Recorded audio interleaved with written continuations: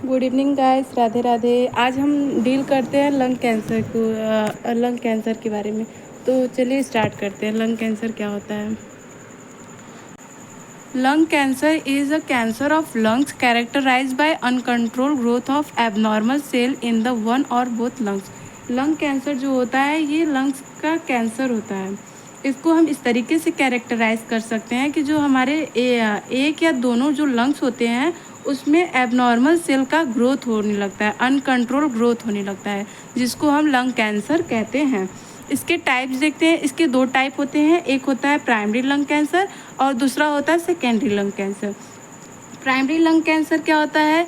In the primary lung cancer is a site of origination in lungs. मतलब कि इस primary lung cancer में जो लंग कैंसर मतलब जो कैंसर फॉर्म होता है वो सिर्फ लंग्स में हमारे ओरिजिनेट होता है। और सेकेंडरी लंग कैंसर में क्या होता है? In the secondary lung cancer the site of origination is another in the body and lungs. Malignant tumor is spread in the body either by blood and lymphatic system. मतलब secondary lung cancer में क्या होता है, जो इसमें lungs के साथ साथ हमारे बॉडी के अन्य पार्ट पे भी क्या होता है, कैंसर फॉर्म होने लगता है। और मैलिग्नेंट ट्यूमर जो होता है वह हमारे बॉडी में भी फैल जाता है और ब्लड और लिम्फेटिक सिस्टम में भी। अब हम देखते हैं क्लासिफिकेशन। इसके दो क्लासिफिकेशन होता है, इसके अंतर्गत अन्य आते हैं। पहला होता है non small cell lung cancer और दूसरा होता है स्मॉल सेल लंग कैंसर। अब हम non small cell lung cancer देखते हैं। इसके जो अकाउंट होते हैं वह 80% होते हैं लंग कैंसर के। मतलब कि non small cell lung cancer is a account about 80% of all lung cancer. It is divided into 3 type. मतलब कि जो non small cell lung cancer होते हैं इसके मतलब कि ये संख्या में 80% पाए जाते हैं लंग कैंसर, और इसको हम 3 टाइप में डिवाइड करते हैं। पहला होता है एडिनो कार्सिनोमा और दूसरा होता है स्क्वैमस सेल कार्सिनोमा और तीसरा होता है अनडिफ्रेंशिएटेड कार्सिनोमा। एडिनो कार्सिनोमा में क्या होता है? This is the most common type of non-small cell lung cancer and about 30 to 40% in lungs. This is a more common in female than the male. It may be asymptomatic. मतलब कि यह हमारे non small cell lung cancer का बहुत ही most common type होता है। ये 30 to 40% lungs में पाए जाते हैं। 30 to 40% लंग्स में पाए जाते हैं और ये ज़्यादातर फीमेल में देखने को मिलता है, मेल के अकॉर्डिंग। और ये एसिम्प्टोमेटिक होते हैं, मतलब इसके सिम्टम्स शो नहीं होते हैं। Squamous cell carcinoma, this is less common than the adeno carcinoma but more than common than undifferentiated carcinoma. Squamous जो होता है सेल कार्सिनोमा ये मतलब हमारे एडिनो कार्सिनोमा से कम और अनडिफ्रेंशिएटेड कार्सिनोमा से ज़्यादा होते हैं। इसका जो अकाउंट मतलब संख्या में 32 से 35% हमारे non small cell lung cancer होते हैं। This is a more common in male, ये ज़्यादातर मेल में पाए जाते हैं फीमेल के अकॉर्डिंग।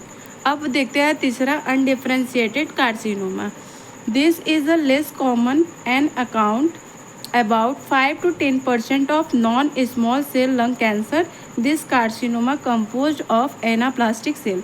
मतलब कि ये बहुत कम पाए जाते हैं, ये 5 से 10% पाए जाते हैं non small cell lung cancer. और ये इसमें जो कार्सिनोमा होता है वो कंपोज होता है हमारे एनाप्लास्टिक सेल में। अब देखते हैं दूसरा हमारा क्लासिफिकेशन। इसमें होता है small cell lung cancer. Small cell lung cancer account about 50 to 20%. This cancer spread either by blood and lymphatic system. Small cell lung cancer composed of small cell which multiply quickly and formation of long tumor take place. मतलब कि जो small cell lung cancer होते हैं वो 15 से 20% पाए जाते हैं, और ये जो कैंसर होते हैं ये ब्लड और लिम्फेटिक सिस्टम में फैलते हैं। और जो स्मॉल सेल लंग कैंसर होते हैं वह स्मॉल सेल के साथ कंपोज होके मतलब जल्दी मल्टीप्लाई करते हैं और एक बड़ा ट्यूमर फॉर्म करते हैं लंग्स में। अब आगे देखते हैं रिस्क फैक्टर, ये किसके कारण, इसके क्या क्या रिस्क फैक्टर हो सकते हैं। जैसे सिगरेट स्मोकिंग के कारण भी लंग कैंसर हो सकता है, एयर पोल्यूशन के कारण भी हो सकता है, डाइटरी डेफिशिएट मतलब लो फ्रूट वेजिटेबल्स इनटेक करते हैं तो उसके कारण भी हो सकता है। और रेस्पिरेटरी डिसऑर्डर हो गया, जैसे कि पल्मोनरी ट्यूबरक्लोसिस, पल्मोनरी टीबी हो गया, उसके कारण हो सकता है। सीओपीडी की कंडीशन हो गया, निमोनिया की कंडीशन होते हैं, तो इसके वजह से लंग कैंसर हो सकते के कारण हो सकते हैं। जेनेटिक फैक्टर, यदि हमारे पेरेंट्स में है तो वही चीज़ नेक्स्ट जनरेशन में देखने को मिलता है। अब इसके क्या क्या साइन एंड सिम्टम्स होते हैं, क्लिनिकल मैनिफेस्टेशन। इसमें क्रोनिक और इंटेंस कफ, मतलब कि बहुत ज़्यादा क्रोनिक कफ होगा, एंड ब्लड इन स्पूटम, जिसको हम मेडिकल टर्म में हेमेटोचिया बोलते हैं, हेमेटोचिया। ब्लड इन स्पूटम मतलब स्पूटम में ब्लड भी देखने को मिलेगा, एंड वेट लॉस मतलब कि वज़न भी घटेगा, नोजिया, वॉमिटिंग, डिस्निया की कंडीशन, डिस्निया मतलब शॉर्टनेस ऑफ मतलब कि डिफ़िकल्टी इन ब्रीदिंग, सांस लेने में दिक्कत होगा, और हॉर्सनेस साउंड मतलब ड्यूरिंग ब्रीदिंग के टाइम पे घरघराहट की आवाज़ आएंगी, और chest, back and shoulder pain during coughing. इसके कफिंग के समय पे कफिंग के समय चेस्ट पेन और बैक पेन, शोल्डर पेन देखने को मिलेगा। अब इसके स्टेजेस देखते हैं। इसमें फर्स्ट स्टेज क्या हो गया, इन this stage tumour is present only in one lungs, मतलब कि इसमें जो ट्यूमर होता है केवल एक ही लंग में प्रेजेंट होता है। सेकेंड स्टेज में क्या होता है, in the second stage tumor spread in lungs as well as lymph node around affected lung, मतलब सेकेंड स्टेज में जो ट्यूमर होता है वो लंग्स में फैल जाता है और उसके साथ साथ लिम्फ नोड को भी अफेक्ट करता है। और थर्ड स्टेज में in this cancer spread many organs such as a chest wall and trachea, मतलब इसमें क्या होता है, थर्ड स्टेज में जो कैंसर होता है वो हमारे कई सारे ऑर्गन्स में भी फैलते हैं, जैसे कि चेस्ट वॉल और ट्रैकिया में भी फैल जाते हैं। In this stage cancer spread neck और other site of affected lung, मतलब कि इस स्टेज में जो कैंसर होते हैं वो नेक मतलब गर्दन तक फैल जाते हैं और लंग्स के साइड मतलब अदर साइड को भी अफेक्ट करता है। फोर्थ स्टेज में in this stage cancer spread in other part of lungs and body organ, मतलब इस ये लास्ट स्टेज होता है जिसमें कि जो कैंसर होते हैं वह लंग्स के साथ साथ हमारे बॉडी ऑर्गन्स को भी अफेक्ट करता है। अब इसके हम डायग्नोस्टिक टेस्ट देख सकते हैं। पहला होता है history collection, physical examination, CT scan, MRI, chest X-ray, lung scan, sputum examination, pulmonary angiography and bronchoscopy. अब मैनेजमेंट देखते हैं। पहला होता है मतलब ये surgical therapy is the oldest therapy of treat cancer, मतलब कि जो सर्जिकल थेरेपी होता है ये बहुत ही पुरानी थेरेपी होता है कैंसर के ट्रीटमेंट के लिए। इसके इंडिकेशन मतलब कि जब कैंसर फर्स्ट या सेकेंड स्टेज में होता है तब सर्जिकल थेरेपी किया जाता है। टाइप ऑफ सर्जरी, इसके दो टाइप मतलब 4 टाइप होते हैं। एक होता है बाइलोबेक्टोमी, एक होता है लोबेक्टोमी, एक होता है सिगमेंटेक्टोमी और होता है न्यूमोनेक्टोमी। बाइलोबेक्टोमी में क्या होता है, इसमें दोनों मतलब लंग्स के 2 लोब्स को रिमूव करते हैं, और लोबेक्टोमी में क्या करते हैं, इसमें लंग्स के सिंगल लोब को रिमूव मतलब कट करके निकाल देते हैं। टेक्टोमी में क्या होता है, इसमें लंग्स की सेगमेंट को रिमूव कर देते हैं। और न्यूमेनेक्टोमी में क्या होता है, इसमें इंटायर लंग्स को क्या करते हैं, रिमूव कर देते हैं। अब इसके हम क्लासिफिकेशन ऑफ सर्जरी, पहले होता है palliative surgery. This surgery is perform to make the patient comfort of by opening an airway but not necessary involve removal of cancerous tissues. मतलब इस सर्जरी को परफॉर्म किया जाता है किसी भी पेशेंट पे, मतलब कि इसमें एयरवे को ओपन किया जाता है, लेकिन इसमें कैंसर टिश्यूज को क्या किया जाता है, रिमूव नहीं किया जाता है। अब क्योरेटिव सर्जरी क्या होता है, इस सर्जरी में हम परफॉर्म करते हैं, मतलब इसमें डिजीज़ के क्योर के साथ साथ सर्जरी भी परफॉर्म करते हैं। इसमें हम कैंसरस मतलब सभी कैंसरस टिश्यूज को रिमूव करते हैं। इसके साइड इफ़ेक्ट क्या होते हैं, harm of surrounding tissue, local pain and infection. मतलब इसमें सराउंडिंग टिश्यूज को भी हार्म पहुंचाएगा और साथ साथ लोकल पेन हो गया और इन्फेक्शन भी बढ़ेगा। Radiation therapy is used when surgery is not possible. Rays are used to reduce the size of tumor and destroy cancer cell. Radiation therapy का प्रयोग हम सर्जरी